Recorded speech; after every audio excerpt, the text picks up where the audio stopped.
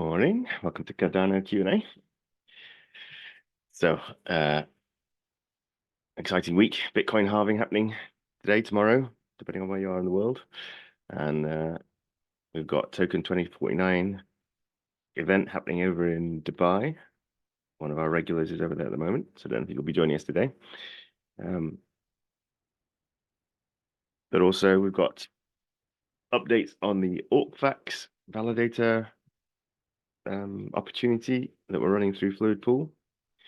And we'll be looking at some other bits and bobs around the market. But of course, it's more of a workshop than anything else, so I tried to make it Q&A. Paul, as you're the only one here, you have my full attention if you've got any questions or anything going on at the moment. Well, funny you should ask. I saw that Fund 12 is about to kick off, or you can log on to it and stake your wallets, I believe. Yeah, Fund 12 is in Project Catalyst, is about to run again.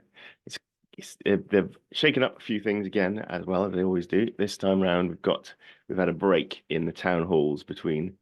There was some sort of review workshops from Fund 11, where people were able to collaborate on what sort of changes we would want to see in Fund 12. And then the town hall stopped, and we had a pause until Wednesday, I think the event is. And we're going to have a launch for Project Catalyst, like we normally do every fund. But this time it's actually going to be a physical meetup. So we had a poll, a vote, the first secondary sort of tier vote we've had within Project Catalyst. So your voting app was actually able to let you bid for which country actually hosted the physical launch event for Fund 12. And so Barcelona came out on top for that. And so there'll be a launch event in Barcelona, and that will mark the kickoff of Fund 12. So proposals will be open for submission. So I haven't looked at the Catalyst app. Is that what you were looking at? Yeah, I haven't had a look at it since. Did it need an update? Because often it needs a. I just saw a post about it. I think that it said that you can actually log on and connect your wallets now for Fund 12. Oh, okay. Cool. Yeah. So that'll be perhaps an update to the voting app. I've just got voting results from Fund 11 in mind still, but it's confirming the launch date of April 26th for Fund 12, which is actually Friday. So the launch date isn't on the town hall night, as I was thinking it was. So I might make it back for that. I'm away next week, during the week. So I'm half and half on whether I'll be around to do Cardano Q&A tomorrow, Friday morning, next week. So just play it by ear. Probably safer to assume I won't be here, but we'll see how we go with flights and whatnot. And yeah, instead you can entertain yourselves by going to the Funds 12 Project Catalyst kickoff event. Jonathan, morning, Jonathan. So is it going to be like same process like we did last time for voting, like register ourselves and all that kind of stuff, selecting projects, stuff like that? Exactly, yeah. So the proposal stage will open up. People can submit their proposals for ideas, seeking funding, and then we'll have the review and proposal assessments, and then proposals will get shut down, closed down, as in for changes, and then the voting process can start. So yeah, if you want to participate in Project Catalyst as a reviewer, so you can go in and review proposals, now's the time to get involved. Or to take part in some of the management of it, so administration. They have people who do onboarding of teams. They register proof of life of the participants who actually get funded. They need to have, or the team need confirmation that those people are real and not just bots or people siphoning off funds from Project Catalyst. So we need a proof of life for them to be able to then go and claim their grants. And yeah, and there's myriad of other roles within Project Catalyst that you can take part in if you're a community member. And of course, the most fundamental one is just to be able to vote. So if you hold ADA, more than 500 ADA, I think the lower limit is, then you are eligible to vote within Project Catalyst to determine where the treasury funds get spent. So as a quick reminder, the Project Catalyst treasury, which comes in at around $16 million each fund, but it's paid out in ADA, obviously. So that is carved off from the transactions that happen across the blockchain. So 20% of all transactions that happen on the blockchain, they get fed into the treasury, and Project Catalyst then takes a portion of that treasury out every 3 months or so to run a fund, an innovation fund, where we try and draw ideas in to build out the ecosystem. And the Project Catalyst, sorry, the Cardano treasury, which is the whole wider treasury, is sitting at about $1 billion, I think, in funds at the moment. So we're in a phase at the moment within the Cardano roadmap where we're looking at the Voltaire era. And that's where we move from centralized governance of the blockchain into decentralized. So at the moment, the keys for the blockchain, the people who can make parameter changes to the blockchain itself, are IOG, Emergo, and Cardano Foundation. Those are the 3 founding entities. And that is that power, those keys are being distributed out to a new governance structure, which will involve decentralized, delegated representatives. So that could be you, could be me, who choose to put themselves forward to have voting power delegated to us, so that then we as an individual can make decisions around all the projects on Project Catalyst and within, well, not just Catalyst, sorry, projects within the Cardano ecosystem, and actually use other people's voting power to cast our votes. So that's a way of lowering the level of work that everyone has to do to understand all the different projects and proposals out there and parameter changes, to be able to delegate some of your voting power to an individual to then help you make those decisions. We've also got the Constitutional Committee, which will probably hold people from IOG and Cardano Foundation and Emergo, but also from the wider community. We've got a members-based organization that started up called Intersect. And then again, anybody's able at the moment to go and apply to join Intersect. There isn't even an entry fee at the moment. So you can be a corporation or you can be an individual, sign up for Intersect, and then you get to have your say in town halls within Intersect, hear about proposals for growing that members-based organization. And that can be issuing grants to people to build out web infrastructure, to build development tools, coding, to put on events, to do marketing campaigns, fundraising, all around Cardano and its ecosystem. And within Intersect, they're growing out their own voting mechanisms as well. That will be a sort of different little pocket of governance that goes on separate to Project Catalyst, separate to the delegated representatives. And then there's a third group. So the Constitutional Committee will include Intersect, I believe, and Emergo and Cardano Foundation and IOG, and any other organizations want to pick up as well. And then we'll have the final group, which will be the stake pool operators. So they're the guys like me who actually run nodes on the Cardano blockchain itself. So anytime a transaction happens on the blockchain, one of the pools is assigned the opportunity to mint block onto the blockchain that stores the data of what's happened in that block in that period of time. All the transactions that happen on the blockchain go into that block, and that gets written onto the blockchain itself. So we validate the transactions and we write the blocks on chain. And as a result, we earn rewards, which then anybody who's delegated to Fluid Pool gets a portion of. So that's how your staking rewards are being earned. And so stake pool operators who run these nodes, they also have a portion of the voting power when it comes to making changes to the Cardano blockchain.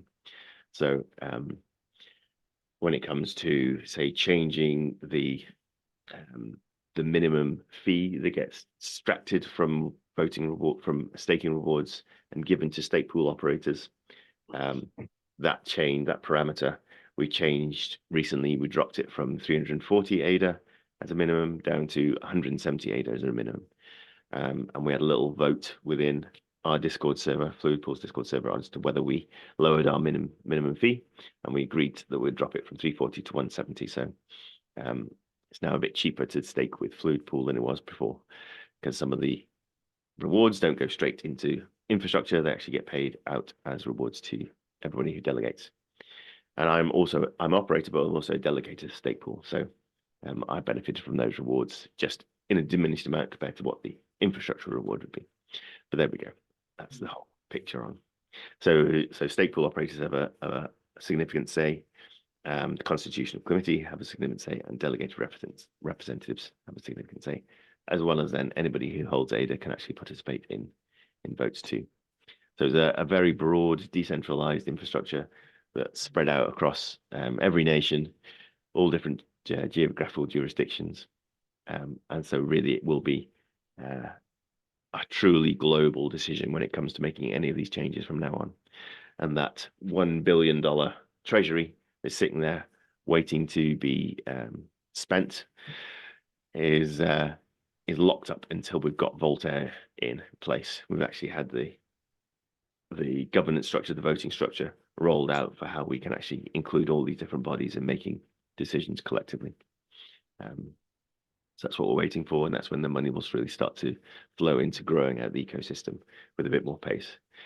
And all of that's kind of to do with regulation as well. So if at the moment you've just got those centralized entities, IOG, Omega, Cardano Foundation, controlling the blockchain, then they're operating in various jurisdictions around the world. And in terms of regulators like the SEC, the US regulators, if there is any action that could impact price movement, that would increase the likelihood that Cardano got cast as a security rather than a commodity, which would mean it come under much more stringent regulation in the United States than it would if it was a commodity. And there's no real reason for doing that. The SEC will just try it. But if actually we've got decentralized governance, then it makes it extremely difficult for them to justify that. There's price manipulation going on from the centralized entity, because actually the whole governance structure is decided by anybody who holds ADA, of which there are several million. So it becomes a much more robust project in a very similar fashion to the SEC. Don't even try and cast Bitcoin as a security. They just know it's open to management by anybody and everybody, because there is no central organization. Nobody knows who Satoshi Nakamoto is, or if he's an individual, or if he's a collective of early founders. So the technology is out there, and it's running its own ecosystem, financial ecosystem. It's funding itself, it's funding its running, and everybody is benefiting at the moment from that rise in value, the flow of value into the Bitcoin network. And that's why we're seeing such heavy interest in terms of the stock market creating an ETF, so people can actually buy into Bitcoin with their pension fund or whatever. Now that is being driven because Bitcoin is seen as this real value store that is unparalleled, really. Gold, there's always more production of gold, and that traditionally has been seen the safest place of value, store of value. But there are asteroids up there, meteors with made from gold, we think. So if we brought one of those back down to the planet, we could wipe out the scarcity of gold very quickly. We're always finding new mines, new seams, new technologies, building out better ways of mining gold. In comparison to Bitcoin miners, they only have a limited supply of Bitcoin that will ever be in existence, 21 million. And so we've got an increasingly scarce supply of Bitcoin.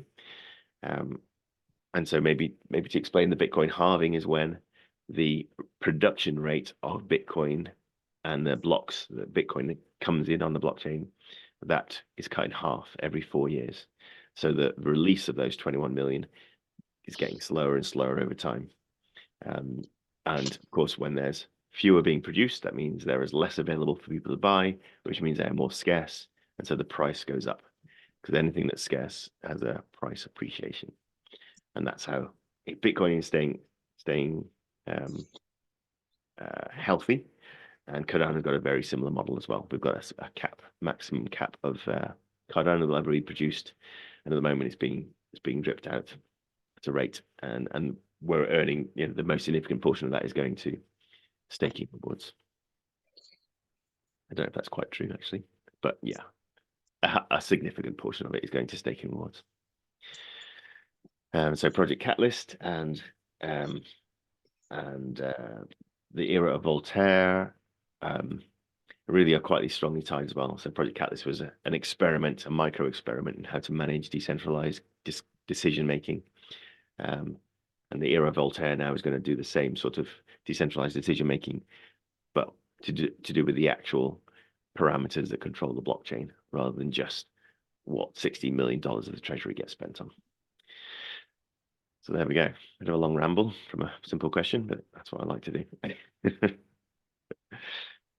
Any questions in amongst all that thing you want to clarify on? I believe Bitcoin will take another 100 years to finally unravel itself. It's yeah, I haven't looked at the date. It's a long way off. And yeah, if you've looked at it, 100 years sounds like a long time, but it could be that. And the supply of it will only go down over time, and the value of it will only increase. There was an interesting website that Luca pointed out this morning. I didn't actually get the address of it, but there was an illustration of a countdown to the halving. Yeah, I think this one. So we've got 13 hours to go until the halving happens. And people are excited about it because traditionally it correlates with price movement. So there's often a dip after the halving in price of Bitcoin, but then that really signifies the start of the bull run, where we just see a huge price appreciation as value flows into the market, because whilst the amount of available Bitcoin decreases. And that'll be starting soon. As a result, all the other alternative coins to Bitcoin grow in price as well, because Bitcoin's like the big daddy that we all follow. Sorry, but I couldn't sort of quite catch when Luca mentioned about this Bitcoin halving. Did he say that it's gonna go up or down? Because he gave sort of like a very answer. It could be anything. So, but there must be some sort of like a like a theory behind it. If it's a scarcity, obviously it'll go up, right? Yes, certainly long term value will go up, or longer term. So in the mid to long term, value will go up.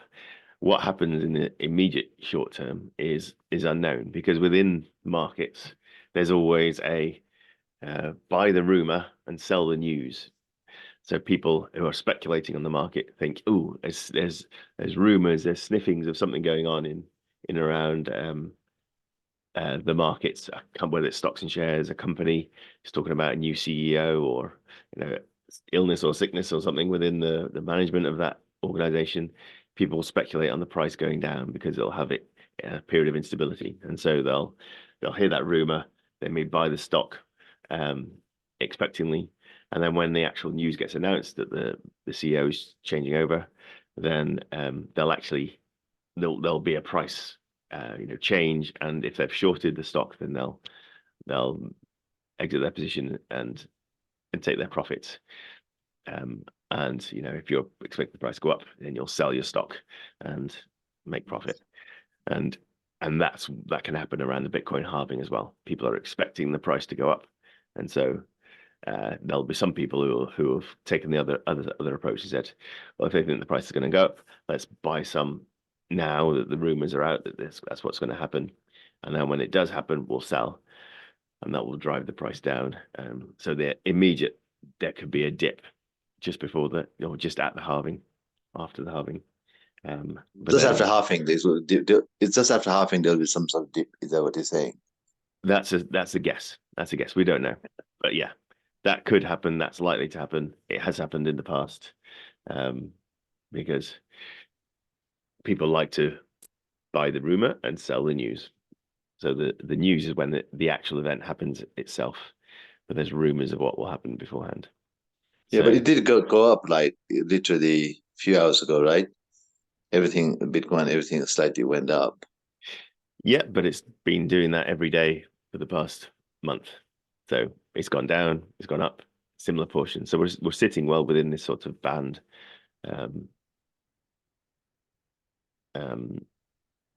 Sort of within this region, that's all sideways action, as you know, people calls it. So at the moment, we've had price appreciations from the start of the year up to this band, and now we're just bouncing around it within it. So even the 5-6% increase in the last 12 hours is not significant. It's not out of the norm for what we've seen in the last since start of March. So we haven't seen anything of to mark by the rumor sell the news yet. We don't really know what's going to happen after the halving still. Even ADA, we saw some dip, right? Was it because following Bitcoin? Because there was a bit of dip.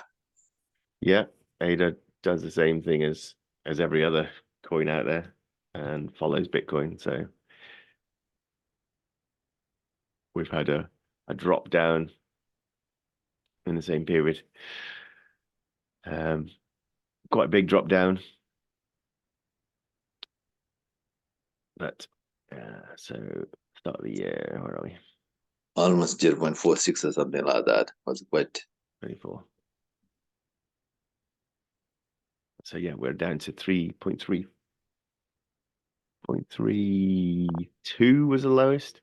I'm on pounds, don't I? I want to be on dollars for the global audience.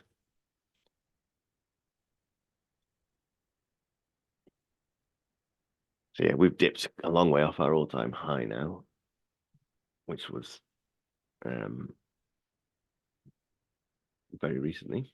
So where's the charts? Let's have a look at the measurements. So from March 14th, it did drop 50%.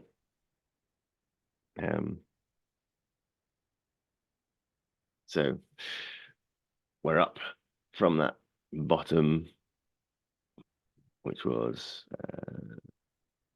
on the 15th of April.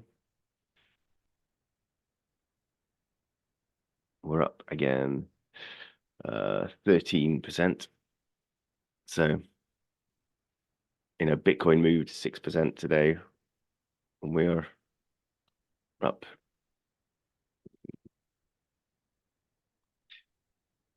not as much, but we've had a 9% in the day. So,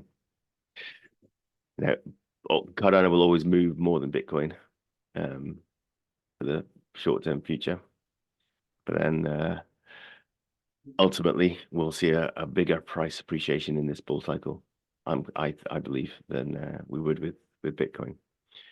But there's every reason to hold both. So I'm not a maxi on either when it comes to Bitcoin and Cardano, or probably I'm a maxi on both, more likely scenario.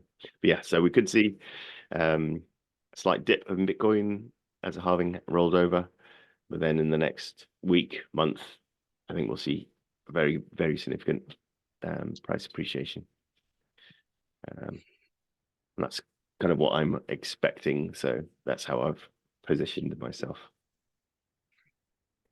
And Cardano again will go up more than Bitcoin, in my opinion. So it'll be fun to watch that.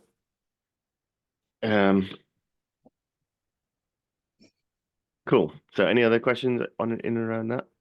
Or shall I jump onto a few other things, exciting things happening around Cardano ecosystem? So one of the things that got announced this week, that there's a new platform for investigating price movement and transactions that happen within the Cardano ecosystem.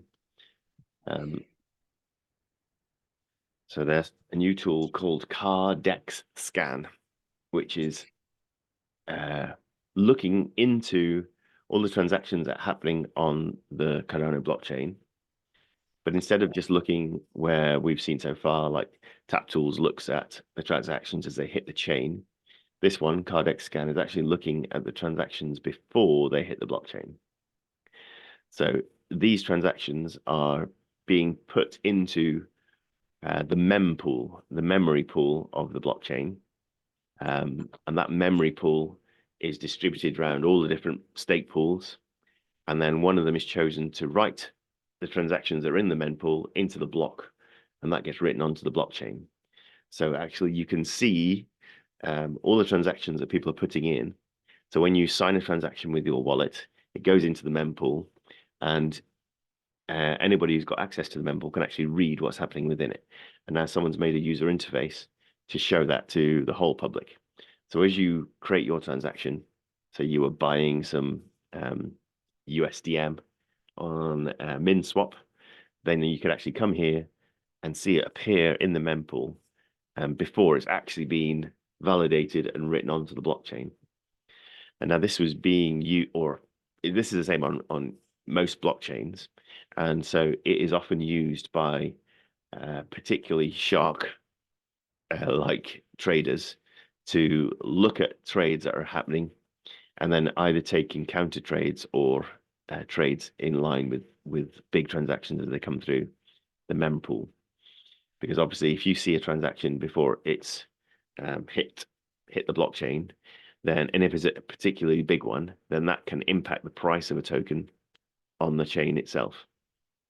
So the markets like MinSwap, MusiSwap, Wing Riders, Spectrum, all these different exchanges, Genius Yield, their price that they show you, or that they're able to let you buy and sell tokens out, is influenced by the price as it appears on the blockchain. So if someone buys, half the supply of SNEC as it's a meme coin, dirt cheap, someone decides they wants to spend a fortune on buying half the supply of it because they think it's going to go up in the bull run.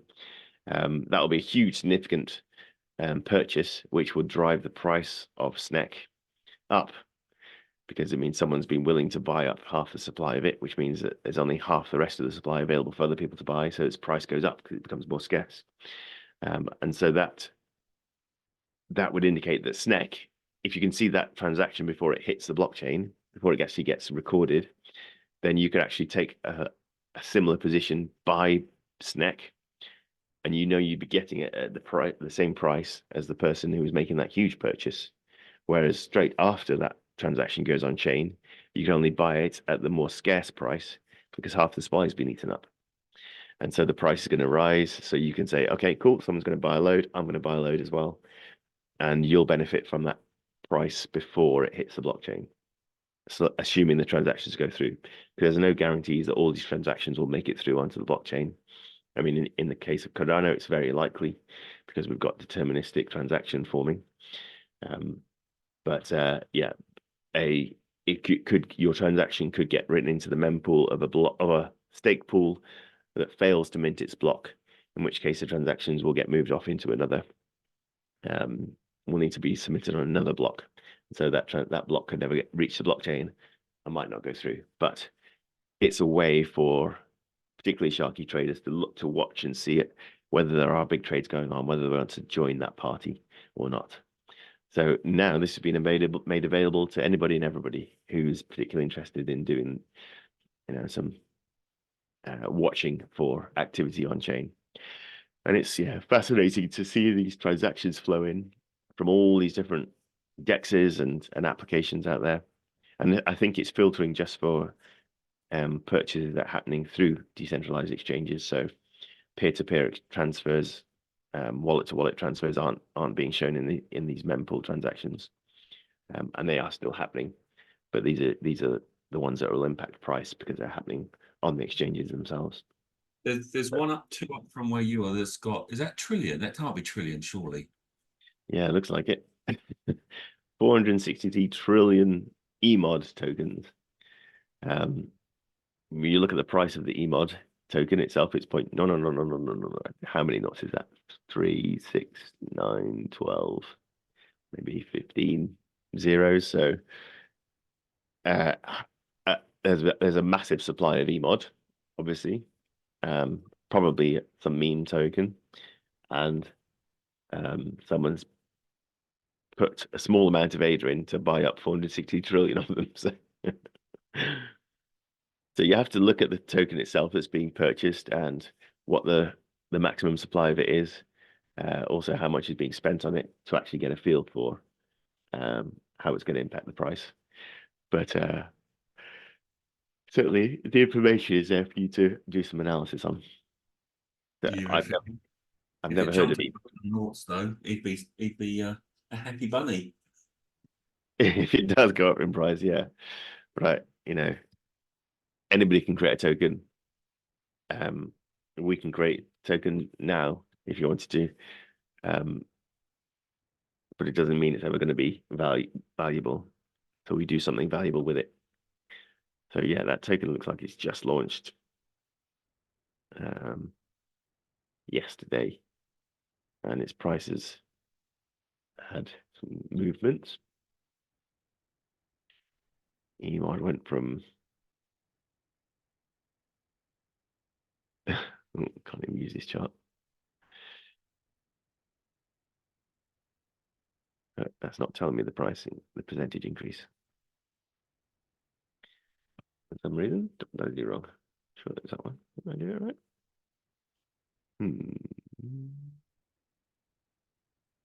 Must be a restricted version of the trading view tools. Doesn't have the percentage on, but yeah, and that's yeah, what it shows a bit more. So that's like a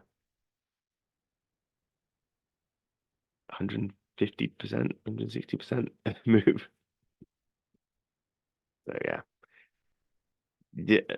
that's a quick fire way to get wrecked if you want to buy into a token that's existed for a day and has got an unknown set of tokenomics. Don't know if there's a website associated with the token or anything like that. So yeah, you're just speculating on something that is not worth looking at, really. 174 trillion here, 273 trillion there. Yeah. Buy it, sell it. Which probably cost 5 ADA. Yeah, quite possibly. So yeah, that's Cardex, which is very interesting.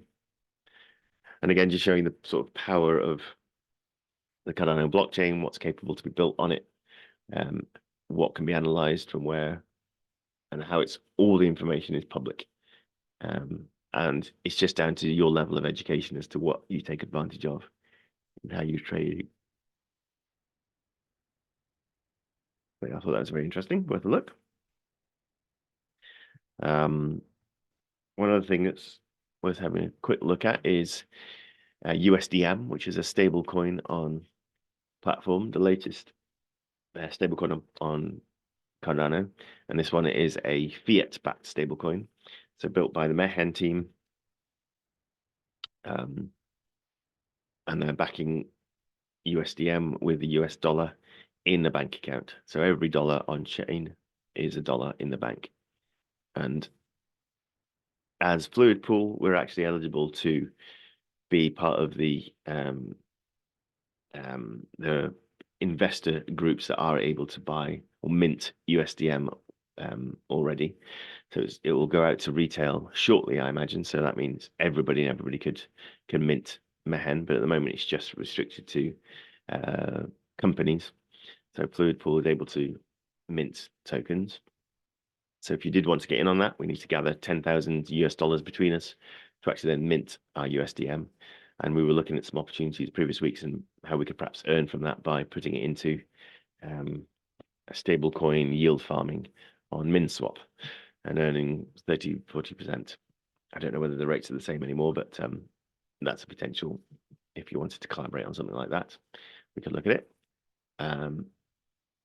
This is the project itself, and actually we can see how much USDM has been minted by looking here on Charlie 3. Charlie 3 is an oracle, the only real third-party independent oracle.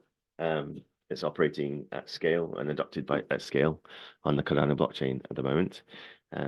We've got Chainlink, which is big on other chains as well. They do have a Cardano oracle, not as widely used. And then finally we've got Orcfax, which is the latest up and coming independent oracle, which is Fluid Pool is partnering with to run a validator node. But this is Charlie 3. This is their user interface for looking at the accumulation of USDM on chain. So they've got $240,000 worth of fiat money has been poured into the USDM. So we've hit $250,000 within the first month, which is not significant, not a huge amount of cash inflowed, but it is it's healthy. Everything on Cardano is slower than other chains. We're not a move fast chain really. So the adoption of USDM has not been like Circle or Tether coming in and plowing $20 million into a chain straight away. But I should think we'll probably be up in the sort of 2 to 5 million range within the next few months, held in USDM, which will then be enough liquidity to really make it valuable, useful for traders to take their trades or their capital out into stable coins while staying on the blockchain itself, because that's really what the largest use case is for stable coins, is traders looking to take their trades off the table for a while and then get back in again.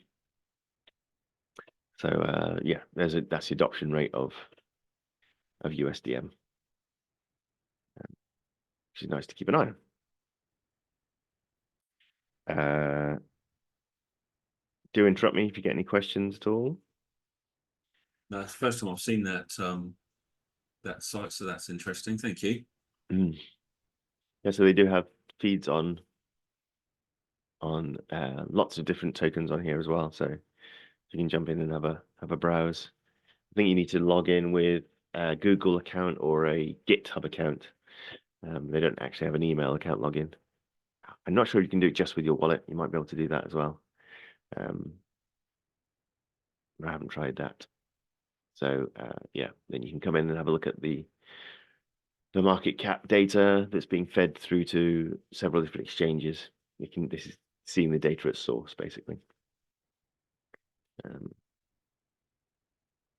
how they're paired and priced against each other.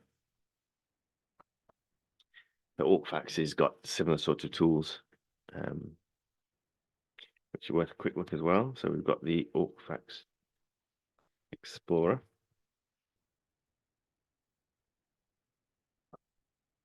Type.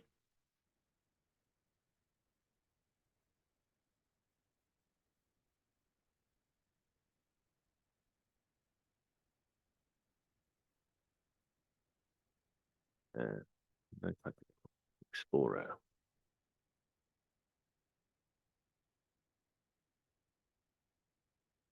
At the moment, we've got one price feed from the Orcfax platform, and that's coming in for USD versus ADA. And the difference between Charlie 3 and Orcfax is that Orcfax takes in more data points for every price that it offers. So it always has to have a minimum of 3 data points, 3 sources of truth for every data point it records on chain. So it's taking it from large centralized exchanges for this USD ADA price points. And you can actually go into every data point that goes on chain and have a look at it, at the contents of it, where its source came from, just to check if there is any price fluctuation. You can go and see what triggered it and where the bad price came from, or the erroneous price came from. So it's a really transparent, really open Oracle that's holding a lot of promise for giving us really robust price data throughout the ecosystem. But of course, it's not just about price. An Oracle can provide more information than that. So it could be, the geolocation of an item. So you could build out an Uber app that takes advantage of an Oracle on the blockchain. So if you're recording the location of your drivers, it can be written onto the blockchain so that people can go and verify and validate and have a decentralized Uber that isn't running from a centralized company, but is actually picking up independent taxi drivers from anywhere in the world who've registered with the decentralized app to record their location. And then you would have a user interface onto that decentralized app that showed you which driver was nearest to you, how much they would quote for driving you from point A to point B. And that would be, a way to remove the middleman, the single private enterprise that was in the center of these services that could be run in a decentralized fashion. And Oracle is a key part to seeing that happen and making it happen. And so, similar with Cardano blockchain, there are 3,000 stake pool operators running blockchain nodes, minting blocks. With the Oracle service, there's going to be 100 initial node operators, independent node operators, including Fluid Pool, running verification and writing the facts that come out of the AucFacts protocol onto the blockchain itself. So it will be decentralized, robust, and will run on the blockchain itself without any third parties or private single entities being able to manipulate and alter and tamper with the data itself. But that was a bit of a aside. I jumped into that a bit early, so maybe I'll just finish off. So one other thing we can quickly look at while we're here is the Fluid Pool has won a place on the whitelist for buying the validator NFT, which will then give us the ability to run a node on the AucFacts protocol.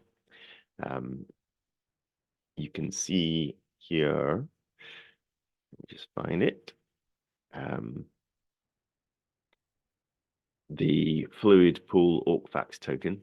So if you are a participant in this opportunity, then I will issue with an NFT, and that NFT will be redeemable for facts tokens after 12 months, 90,000 fact tokens after 12 months, and you will earn fact rewards the duration of that 12-month period, as well as the incentivized testnet runs.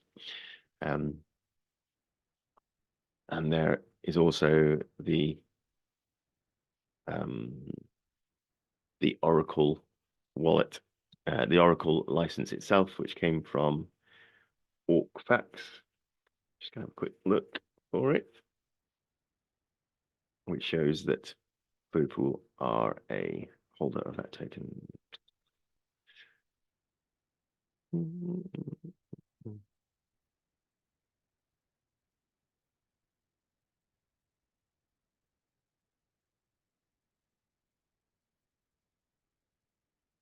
This is one of my wallets, and there is our validator license for the AucFacts NFT.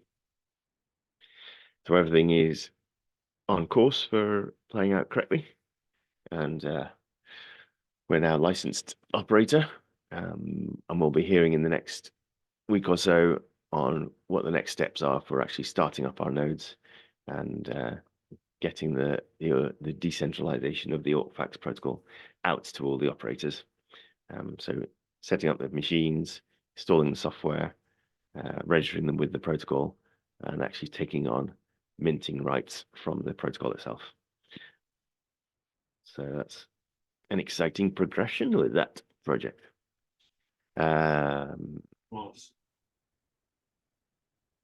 Yeah, and participants who do want to join in, if you're a delegated to Fluid Pool, you've been in and around these calls and you're open to come and join me on that.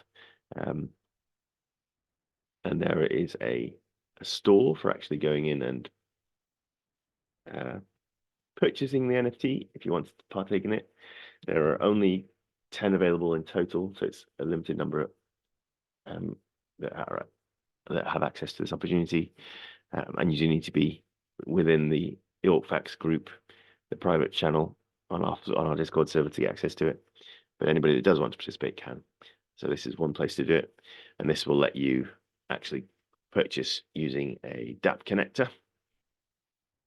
So if you wanted to buy with NMaker, then this is where you would use your Eternal wallet, switch on your DApp connector in Eternal. That's the green plug up here. Turn that on, and then you can connect your wallet and go through and purchase the NFT, which will cost you about $2,150 at the moment, and that's paid in ADA, 4,656 ADA, and in return for that you'll get 90,000 FACT at the end of the opportunity, and you'll be earning FACT all along the way at a rate somewhere, I think, between 20% APR upward. We don't know what that upward limit is yet. Good. So that's covered, I think, all my Orcfax info. Sorry, on that, Jonathan. Yeah. It's 5,000, almost 5,000, right? ADA. Yes, 4,656. Almost, yeah. So either you use ADA or you can use. Do you say US dollar as well? It's just ADA only. The NMaker Pay, I think you have to, the store you have to still pay in ADA if you're coming through this NMaker Pay platform. It shows you the price in dollars, but you still have to use ADA to actually purchase through it. What you can do, though, if you do want to use dollars, is within your wallet. So yeah, that was actually one other thing I wanted to point out this week. So for example, if you were onboarding dollars quickly or pounds quickly or whatever your native currency is, didn't want to go through centralized exchanges, then the wallets themselves now have on-ramps that are becoming as cheap a way of doing it as it is going through exchange. So I haven't done it myself,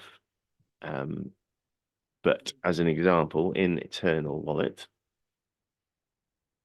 you've got this buy ADA feature, and that will actually let you buy ADA directly with a credit card, debit card, and bank transfer. Is that internal network? It's Eternal Wallet? Eternal Wallet has that feature, yes. So yeah, because I had nightmare. I'm trying to put together money for a Lucas opportunity. Absolute nightmare. Halifax and all the hours and hours. Still, I'm struggling. Halifax is just so bad. It's unbelievably bad. This is won't let you at all. And Santander equally bad as well. So yeah, it's really awful. So I really need to figure out how to do this. It's the same opportunity you were talking last time as well, right, Jonathan? Last week you were talking about this opportunity. Yeah, I had the same problem. So this is just moving our money from our bank accounts into a centralized exchange is now extremely difficult.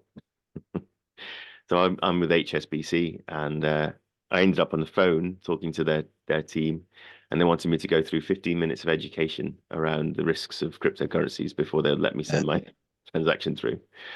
So in the end, I said, no, forget about it. And I set myself up. Canceling that transaction, I sent my money over from HSBC to Revolut, which is a digital bank. And then Revolut had no problem on sending money to the exchange. So really, the traditional banking infrastructure are shooting themselves in the face because all they're doing is annoying everyday investors like you and I by putting these restrictions in place. Yeah. And so their holdings, I'll be paying investment money into Revolut now instead of into HSBC, because there's just too many barriers in getting that money over to exchanges. So the digital banks will win out of this, and fair play to them. They're offering a good service at cheaper costs to the big infrastructure banks anyway. So Yeah, that's what I'd So- recommend you do. yeah. so- Jonathan, last week, sorry, you discussed about the opportunity, right? That you were trying to get involved in. Last week, I think you mentioned about the process and all that. Was it the same this one or something else? On Cardano Q&A, Yeah. yes, Remember, you went through all this thing that you want you wanted also some other investor to join with you, some sort of thing. yeah. So that's the Orcfax one. That's Yeah, right. yeah. And that's the one that talks about this is again the one that you mentioned five. I some reason I thought it was 2 grand or something, but it's like five, roughly about 5,000 right? 4,600 ADA, yeah, which is Yeah, about yeah, $2,000 roughly. $1, yeah, yeah. Yeah. So yeah, if you wanted to get in on that, you're very welcome to. Just let me know, and I'll add you to the channel for that. Yeah. But yeah, in terms of onboarding, on-ramping now, Mhm. you can do it through Eternal Wallet. So you could do this buy option, and that will take you through to this platform, which is Gardarian, and that will let you buy ADA directly with your credit card, debit card. So it's not like sending your money into a centralized exchange. You can actually just buy it from your credit debit account. So it's using the Visa, MasterCard settlement layer to Is actually it good idea to use credit card or debit card, Jonathan? ramp. Yeah, it's not a problem really. I mean, you've got a lot of protection in credit card purchases, more protection in credit card purchases than you do in bank transfers, certainly. So if you did, if one of these on-ramp platforms like Gardarian actually didn't perform their actions fully, then you can actually do a chargeback on your credit card. You can speak to your credit card company and say, I want you to cancel that transaction, and that will return the funds that you've sent over back to your account. Now, it's very bad practice to do that as a retailer, as a punter, unless there is actual fraud going on or something like that. Because it's very expensive then for these platforms to try and mop up the errors, and they end up out of pocket having to pay a whole load of money to settlement layers, just to Visa, MasterCard, etc., in getting that rectified. But that is a potential for you, so you are more protected using credit cards and any other payment method, really. And the fees that are charged by these platforms are coming down all the time, so it's worth coming onto here, looking at what your price would be. So if we were looking at the say $2,150. So according to the NMaker platform that's just using the pricing of ADA from the market price of it. This then is the price, and that was coming in at 4,656. So if you were to do the same thing on ramping straight from dollars, you would get 4,500. So you'd have to pay a bit more using this platform than you would if you were doing it through centralized exchanges, probably. But so you're paying about $50 more to on ramp this way than you would using centralized exchanges. So depending on the fees in your centralized exchange, that could be too expensive for you, but it's a way of doing it at least. However, there was one wallet that was spoken about this week that has got a very, very cheap on ramp, so cheaper than that even. Oh, significantly cheaper than that, I think. And I have didn't make a note of it, which I knew I should have done at the time. So I'll have a quick dig around just to see if I can find what that wallet was. It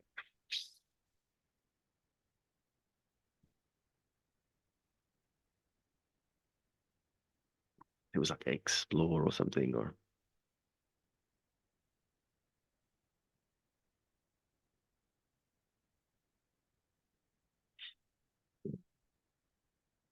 who was I saw talking about it? Actually, I think it was Neil.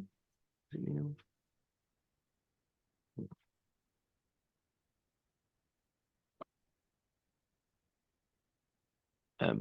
Paul, you did come off mute for a second. Did you have a question as well?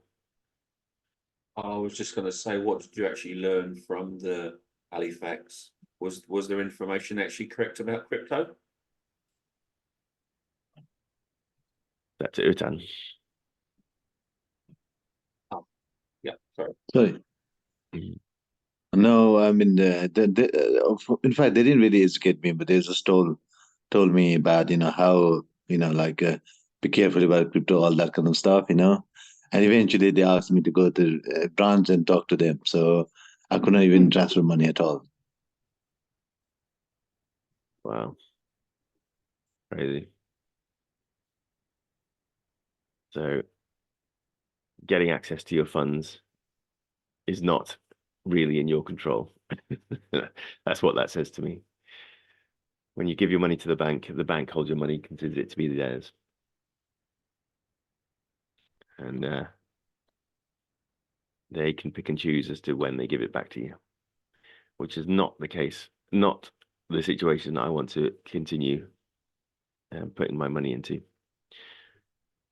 I'm going to have to dig this out later, I think, just to try and find that wallet for you. But certainly there are ever more cheap ways of on-ramping onto blockchains, going via these on-ramp platforms like Gardarian, that don't charge an arm and a leg.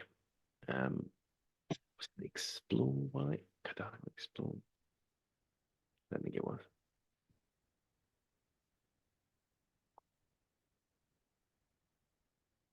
Not nice. Check it out.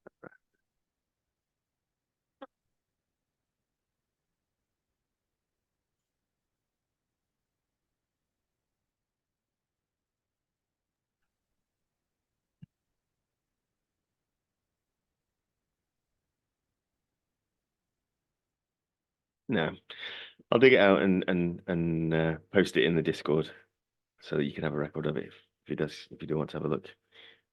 But yeah, certainly there was a significant pricing. Oh, Begin wallet, that was it. Found it.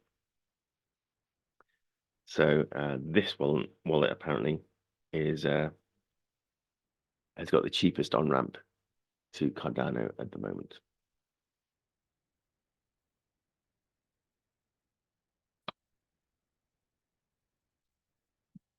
Now I've done no due diligence on this yet. I haven't installed it myself, haven't used it. But if all it's doing is providing you with a access to their on ramp, which is the cheapest one out there, then it's certainly worth a look at. You can connect it to a brand new Cardano wallet that hasn't got anything in it if you want to, and then if you don't trust it yet, and then on ramp that way. See if you can get some money in that way on chain, and have a play. Do you want me to have a run through that now? Just have a go with it while you're all here. Yeah, that'll be cool. Okay, what I might do, because I don't know this wallet, it's asking to install an extension yet. I'm going to do this on not my main wallet that I do the bulk of my crypto stuff in. So I'm going to open up an alternative Chrome-based wallet where I do my sort of experimentation with new extensions.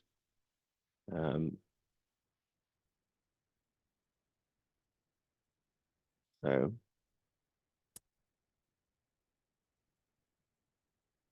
This is begin.is is the website. The wallet is the Begin wallet, Cardano wallet by a team called B58. And what I like to do is go into the apps, the browser extension store, check it's got a verified developer link on it. That's what that little badge is. And then I follow the link back through to the website before I install the extension. And that way I know I came in on begin.is, followed their link through to the App Store, and I came back out to the same website.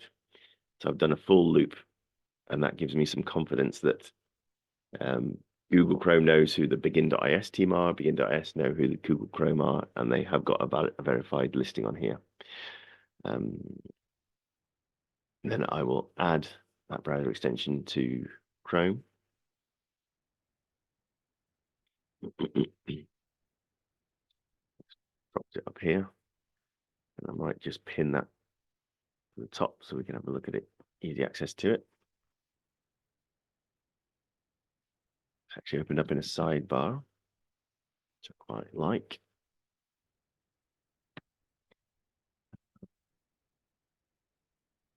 And I could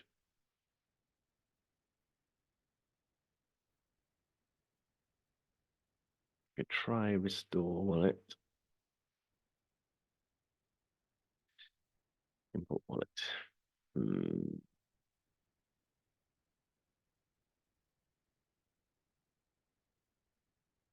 Actually, no, let's just go through and create one.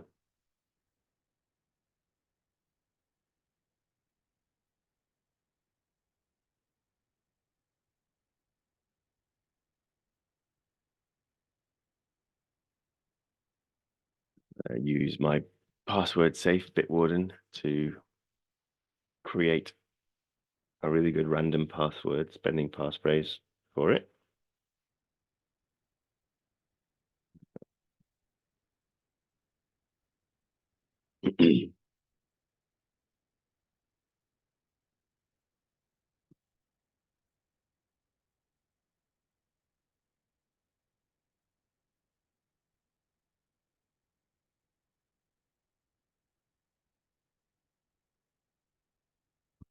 Second, sorry.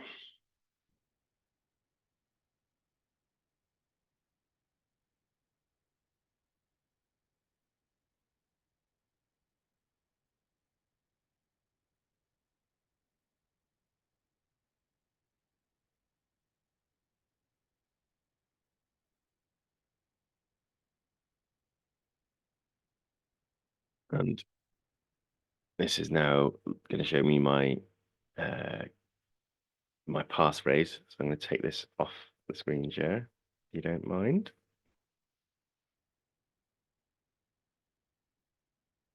I'm going to write out a copy of that seed phrase.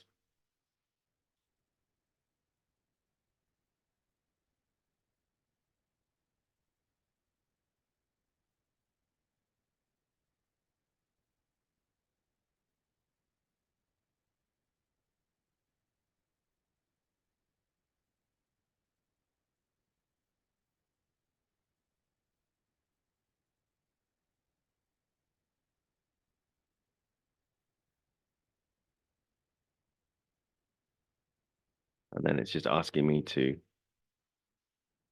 type it back in again. Show you that next screen. So I'll add my words in there to validate my phrase now. So similar process to doing it with eternal or something like that.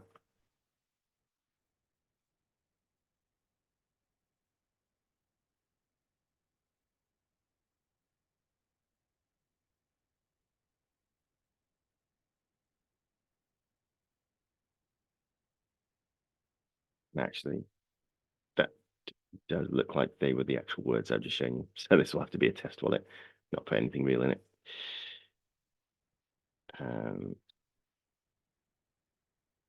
Actually, no, it's not. Is it?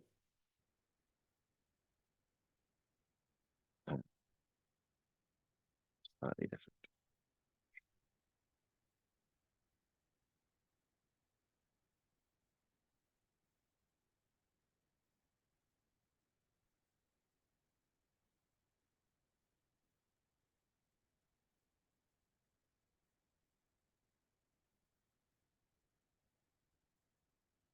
Second.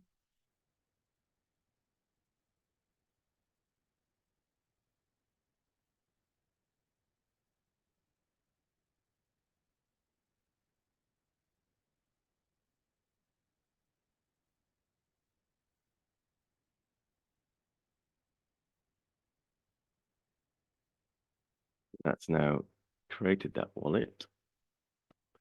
Got 0 ADA in it, of course. And now it's still quite small, isn't it? It's not really zooming in for you.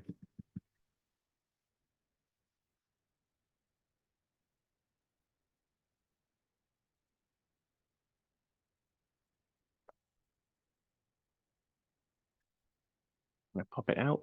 Right. Expand. Make it bigger. Yeah, we go. There goes a view on the wallet, which looks nice. And zoom control out of the way. And we should be able to buy on here. Buy crypto with cash.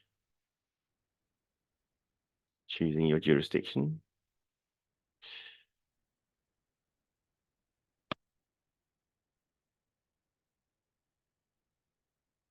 And yeah, I should have done it in so let's just quickly jump over to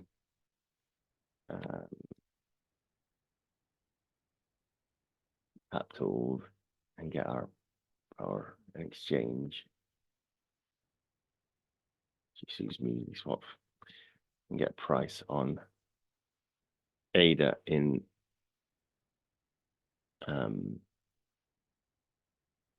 no, I don't want to be here. Do I want to be on probably something like Kraken? Give me a best price.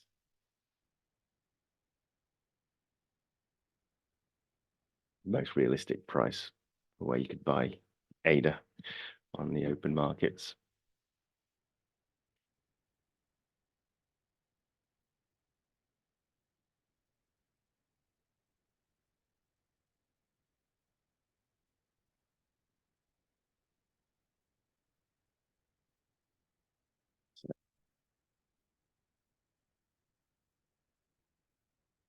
Up 5 years. Not sensible. So we're up 4.63% according to Kraken today. So 37p per ADA. And if I jump back to the other room again. So our opportunity, that was figure working with 4656. That's 0.37 will come at £1722. So let's see the price it gives us in here.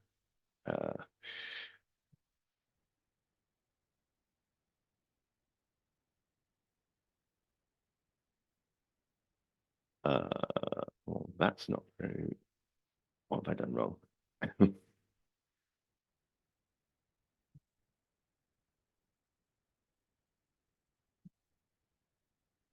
That's making no sense to me whatsoever.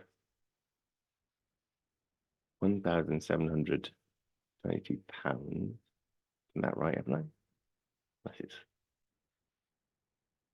it's doing a decimal point as a comma or something.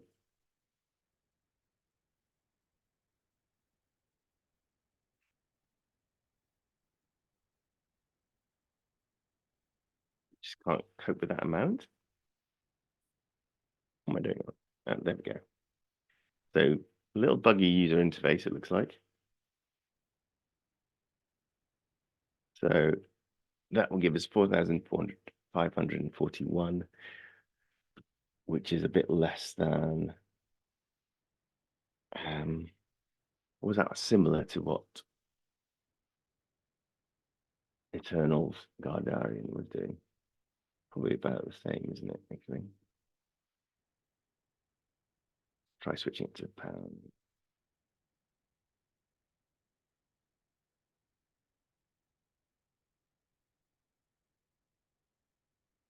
So yeah, it's giving you a better price than Gardarian. So whichever on-ramp they're using in the background here, powered by Transac, you're getting a better price in this wallet. So that's actually very good. It's got a £25 fee on it though. So this might be the price before fee, and this one's the price after fee. Can't even do British on-ramps at the moment in Gardarian. We do it here. We can. So 1722 give us 4541. The £25 fee.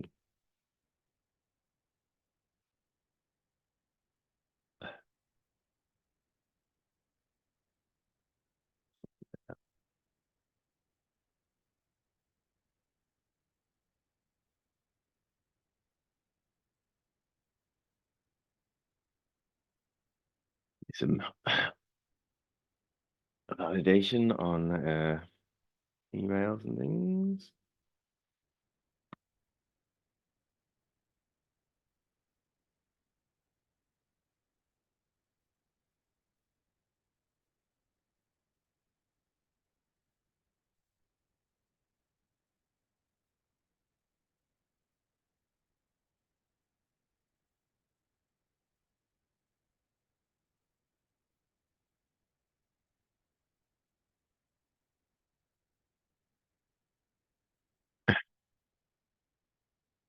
Funny, I put the little placeholders as Daisy Nakamoto.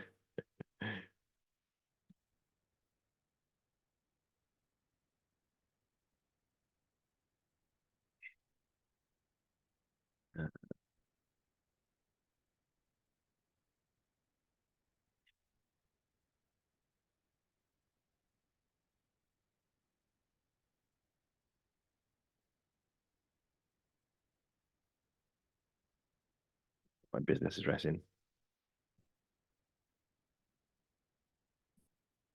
I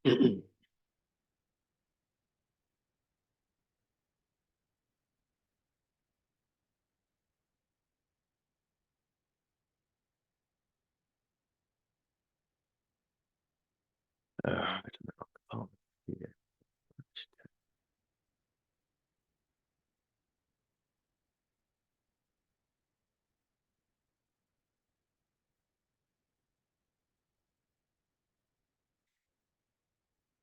Ugh.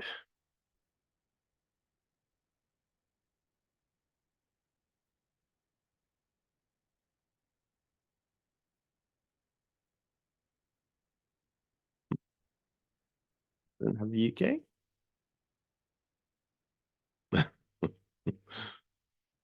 Can't be right. What do you got instead? England? Or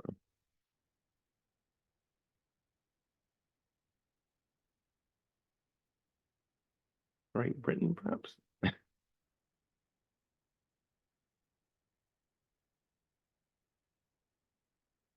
United Kingdom. Why is that? United Kingdom in the middle of the G's. I think they must have Great Britain in the back end. User interface. It's not an easy job. So it's still doing some KYC. Assuming you can get through this, you might make it.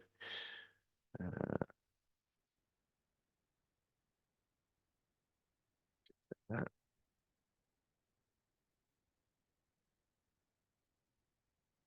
And then it's trying to take photos and all sorts.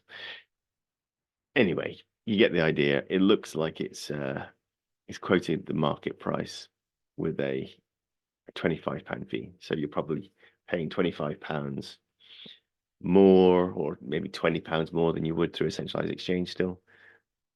But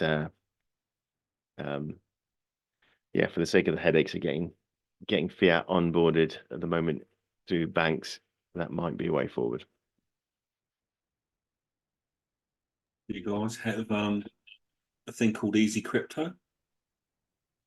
Easy Crypto. Yeah.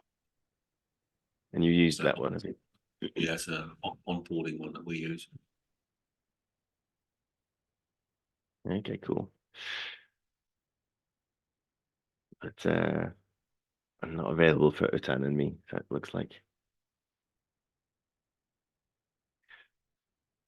But this works well for you, does it? Yes, no issues whatsoever. Nice. And have you looked at the prices? What fees might be involved at all? I'd have to ask the boss lady on that one, but that seems to be the easiest onboarding one for us. Okay. Good array of tokens as well. Excellent.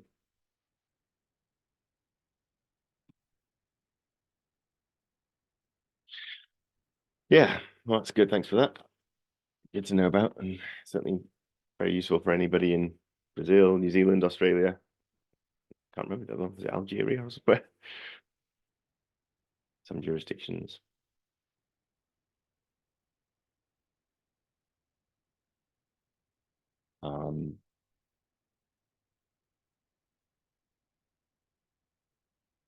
Yeah. But yeah, the challenges increase. The adoption is also increasing. And so there will come a breaking point when the banks have to give in and just acknowledge that they're either no longer relevant or they need to embrace digital currencies and really start to work with them. Because the monopoly they hold on local currencies and local cash distribution is going away. It's becoming less and less relevant. And also their hold on global money, getting your cash for spending abroad, that's going away too. So the rise of services like PayPal and TransferWise, or Wise as they're called now, has meant that the challenge to getting your currencies cross borders at low rates is now out of the hands of the banks. Although HSBC, I've just noticed, has given me a free global money transfer account, which is great, very useful. So thank you for that. Just need to stop trying to educate me on how to spend my my money. It's my money. Yeah, we can get on again once you acknowledge that. Did you find sorry? Did you find dollar as GBP also? Yeah, you saw GBP as well, right? Easy Crypto. Easy Crypto wasn't open to us in the UK. It was the Begin wallet that had the British pounds. So you could try through here if you're having no luck at all with the with Halifax. But you do have to go through KYC, so you'll need to hand over your identity documents to Transac, which is a company providing the on-ramp for Begin Wallet. Transac, fiat, on-ramp, off-ramp developer.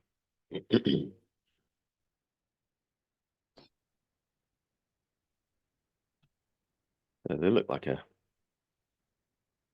decent company, built out an API for their on-ramp platform. Working So across where this company from, Transac? Where are they based? Yeah, just trying to check.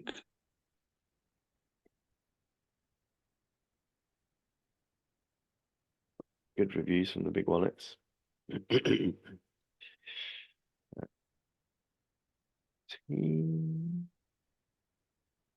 does.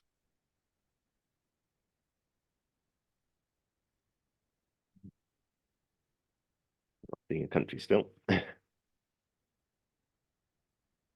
Transacts global Web3.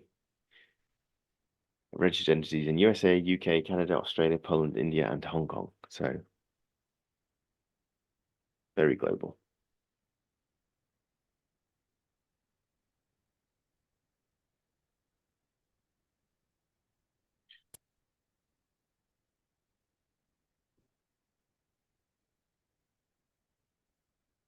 Yeah, and £25 fee to use their service. But that's not too extortionate, really. £25 per what? Is this some sort of like a per year, per annually, or just per transaction. per So time? Whoa, okay. yeah, so that's the fee to bring your money, your fiat money, and into crypto using their platform. But they're giving you the price of ADA or whichever token you're buying. It looks like at the market rate, Mm-hmm. which is pretty good. Although this is quoting cheaper directly from here rather than using it through the Begin wallet. So it might be worth seeing if they've got, is this actually live or is this a demo? Looks like it's live. If we were buying, how much did we say it was? £2, 1722, was it? I'll track it now. 1722.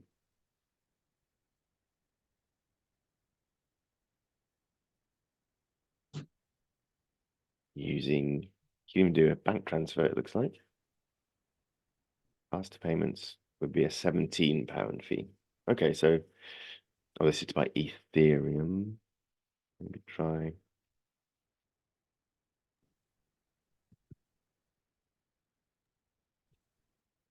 Same fee again.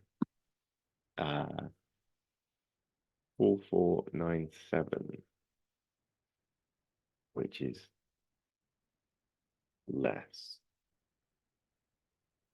I guess there's no limitation as well, right? Like how much you can transfer. Hopefully, there's no cap. I imagine the cap would be what your credit card limit is, or bank transfer limit, or I see. so with HSBC, the maximum you can send to a centralized exchange, if you are approved for it, is 2,500 per day, or 10,000 periods over a month, a maximum. They're really restricting the flow of funds. So here, 1722 is being quoted as the price to get 4,497 ADA, plus you're paying a £17 fee. So actually that looks worse than going via the Begin wallet interface, because they're giving you not a market rate for the ADA, and they're charging a £17 fee. So that does look like the market rate, 37.9.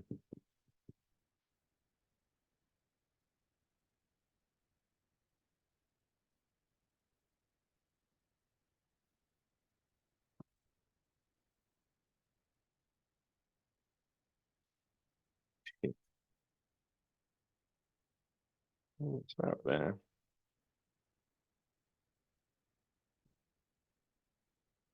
It looks like there's more of a fee than in there somehow than letting on. I'm not sure where it's coming from.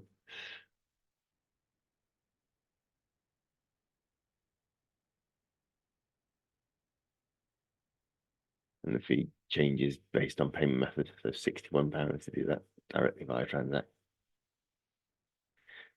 So yeah, it looks like doing it through Begin Wallet is actually cheaper. But it is a fixed £25 fee, something like that. Yeah, so for me, it's still cheaper to get it, to pay it from my HSBC into Revolut and send that to Kraken. Kraken's got very good pricing for on ramping. So yeah, that's what I'll be doing still. But if you can't do that, you can't get out your account, I would either try one of these on ramps like this. Begin Wallet probably is the one looks like it's the cheapest at the moment. Or set up a Revolut bank account and transfer it to that. Revolut or Monzo, I think, are both very good digital banks, well established, banking licenses either granted or on the way, and they're I do cheap. have Revolut. I do a Revolut account as well, and then transfer some money recently, and the money got stuck. So I'm discussing with them to release it. Yeah, with Revolut as well. Yeah, so I tried to send them from Revolut to Nexo, and somehow they acknowledge that money has been received and they have also sent. Some reason money hasn't gone to the Nexo yet. So I'm in like I'll sort of open a ticket with them, so it's still in process. Oh, Hopefully that doesn't. Yeah. and do they say the problem's at Nexo end or at Revolut end? Well, they acknowledge that they have received the money and they I think they're sending from them to that. I think from Revolut to Nexo, that's where I think there's an issue. So they are saying that they're looking into it. So they haven't really confirmed where the issue is. Okay, but getting your money into Revolut is still worked Yeah, okay. yeah, that's right. Yeah. And yeah, I was able to put some money from Revolut into so this was for Luca's opportunity. Yeah, so I did Revolut into Kraken without problem. Yeah, and Revolut so it happened twice. You see, for Jaya's account when it was smoothly, and my one that's where it got stuck. So it's like that. So that's why Were they bit both of into Nexo? sorry, both Were in they Nexo. both? Yeah, Yeah, so maybe there's an issue with Nexo's end of things. yeah.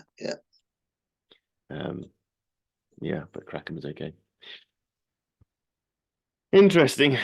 Well, these are the trials and tribulations of early adopters in any space. We'd have to go through the pain of skinned knees and bruised knuckles, fighting our way through the system to make changes.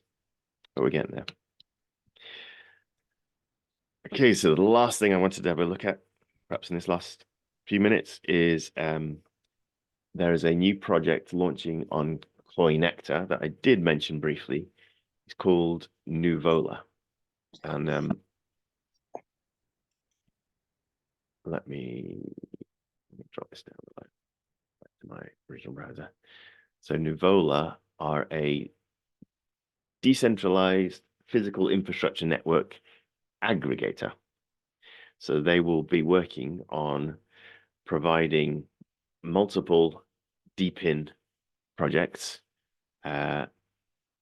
running infrastructure for those projects, but letting lay people, anybody who doesn't want to run the infrastructure, actually invest into them and earn the rewards back from those physical networks.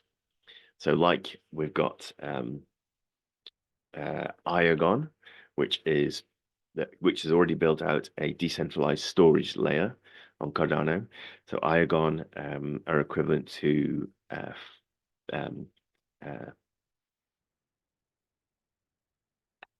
Filecoin, or oh dear, forget the name. JSTOR and Filecoin, who offer decentralized storage on Ethereum blockchain and others. This is Iagon, and they offer decentralized storage on Cardano. They're also moving into decentralized compute power. And so these are deep in projects. They're offering real world services, so storage of data, computing power, graphics runtime on graphics processors. They're offering that as a service, and they're running physical infrastructure. So they are deep in projects because they're running in a decentralized fashion in that anybody can be running the nodes. So a bit like with a state pool, I run a computer to run the Cardano node. That's a physical infrastructure service that I run. And all these different projects are building out deep in platforms. So Iagon is, there are others cropping up all the time. Orcfax is running deep in as well, really, because they're again, I'll be running a node that runs the Orcfax Oracle service. And so Nuvola have this business plan. Well, they will join all these deep in projects. They'll run an infrastructure for it, and they'll fund it through other investors. So other investors can put money into Nuvola. Nuvola will spin up these projects that all earn rewards, and those rewards will then go back out to the investors. And they're saying that's more efficient than investing into an individual project yourself, because they will have economies of scale as they grow out, and you'll also be earning multiple rewards back from a single investment. So you put money into Nuvola, and you'll be earning from Iagon and all these other deep in projects as they grow, and that way that you're sort of getting a network effect, a leveraged effect of investing in Nuvola rather than running the infrastructure yourself. So I like that idea. It'll be interesting to see how it plays out, but certainly it's something that could be a very good opportunity to take advantage of this coming cycle in the market, because everybody is talking about real world assets and deep in. That seems to be the two big buzzwords in crypto and digital currencies at the moment. So projects that are operating in those two spaces are going to see a whole lot of adoption and news, because that's the rumors effectively we were talking about at the beginning. Buy the rumor, sell the news. So those will accrue in value over this next few months, I'm pretty sure. And Nuvola are a way of taking advantage of multiple of those different projects just from a single investment. They are using the Coinector launchpad to actually launch their token. And as you know, we received rewards from Connector because we were a partner pool on their own token launch. So under here, we were in this Coinector partnership. And we're not a partner in any of these other ones. We've got Nuvola, Banana Clip, and Cardano Casino coming in. Nuvola is one I'm interested in because they're offering this decentralized physical infrastructure network. So if you are interested in taking part in this token sale, do some due diligence, and this is a pretty good place to start. So this lists tokenomics. Eventually, we're going to probably have a Cerberus security analysis on each of the projects that are launching on Coinector. They haven't integrated that fully yet, but certainly you can come in and have easy links off to Nuvola's website, their white paper. You can join their Discord and follow them on Twitter to get an idea of where they're at.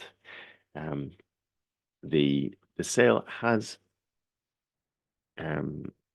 opened already, I think. Should have this one, yeah. So far, they're offering a total of 14 million Nuvola for purchase. So far, 5.3 million have been bought. They're running at a price of 1 ADA will buy you 3 Nuvola, 3.13 Nuvola at the moment.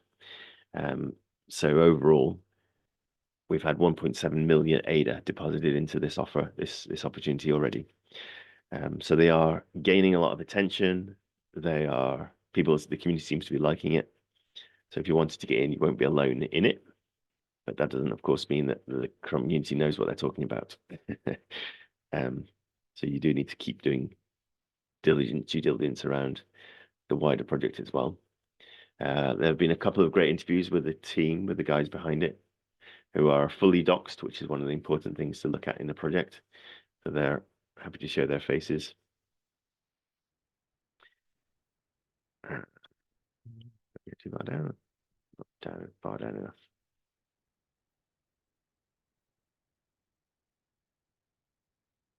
There we go.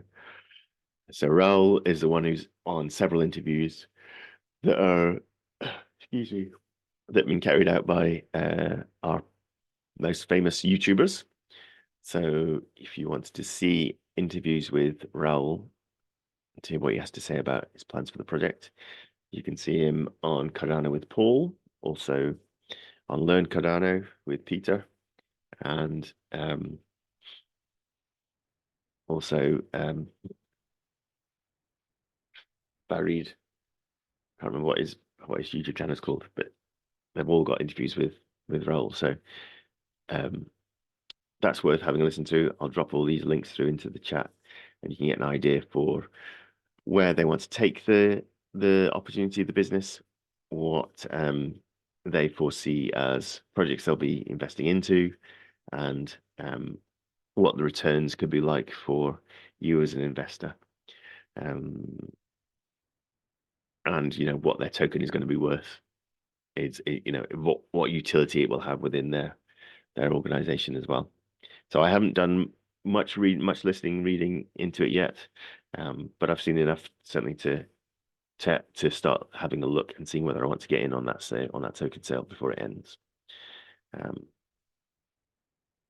it ends. Connector, you want on Friday, so it ends at 4 o'clock today, UK time.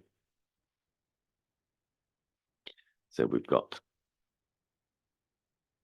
6 hours, or no, 5 hours to have a look at it if you wanted to get in on this. So I've come to it a bit late, sorry, but I did mention it last week. And certainly, yeah, the little bits I've seen of it this week has made me interested enough to consider it as adding to my portfolio. Any questions on Nuvella, Connector, or anything else you want to talk about in this last minute or two before we wrap up?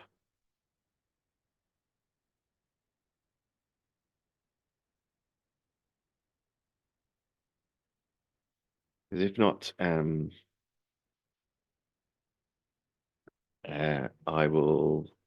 I'll wind up the call now. Utan, if you wanted to have a look at the due diligence on the Orcfax project, then I'll add you into the channel on Discord so you can have a think about it.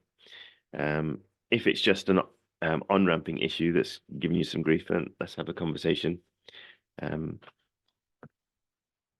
Because yeah, you've done me lots of favors in the past, and I want to look after you. Yeah, no problem. Thank you. Yeah, I'll definitely have a look through. Yeah. Okay, great. And It just I need a bit of time because I've been sort of bogged down with the Lucas, thing, trying to get the money together has been a bit of a challenge, and still not 100% yet. So, yeah. Yeah. I'm sorry you're going through that. I know the pain. I was struggling with it myself, but I did get it done in the end. We just have to persevere. Good. All right. I'll gather the links together and drop them into the Discord as usual. Anybody that does want to join us on Discord, you can find our links on our Twitter. We are Fluid7. And yeah, we'll be winding up the Orcfax opportunity today for anybody that does want to be interested.